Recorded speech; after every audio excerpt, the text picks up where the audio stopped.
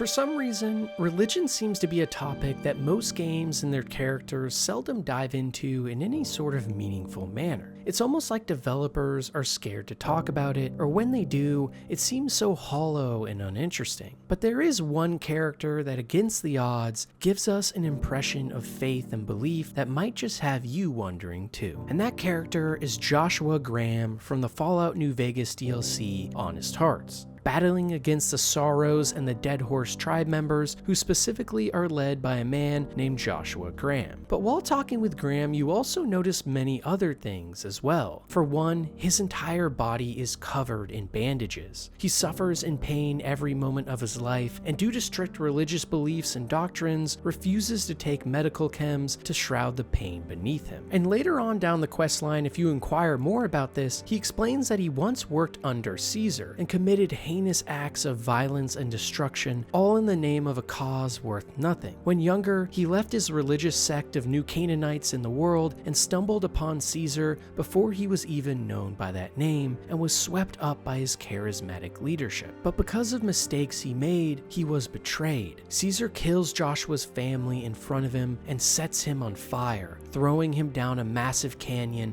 and breaking his bones. However, in these final moments for Joshua, he had only one thing to rely on to save him: the love of God and of his people. So by some strange miracle or happenstance of faith, Joshua manages to rise from his broken and flame-ridden body, surviving and finding faith again as a new Canaanite, an analogy to the Mormons in our real life, and returns back to his original people, after which he takes an oath to his God that he will serve in his name forever and never become lost again. He forgave those who wronged him, and in turn was forgiven for his own sins, given another chance at life. Despite this horrifying story though, by the time you meet him, Joshua still seems to be driven, at least in part, by that rage and need for revenge like before. And after fighting your way into the heart of this enemy territory, you are met by their fearsome leader, Salt Upon Wounds, who now cowers in the face of Joshua on his knees, just like Joshua did so many years ago. But Joshua in his hate-fueled rage wants nothing more than revenge, and it's only if you have a high enough speech skill that you can talk him out of it and lead yourself down the path of the best ending to the DLC, where Joshua comes to his senses and realizes that he is wrong. Only by remaining strong in his faith, in his absolute devotion to God, even in the face of people who support the killers of his own family and body alike, can Joshua find true salvation.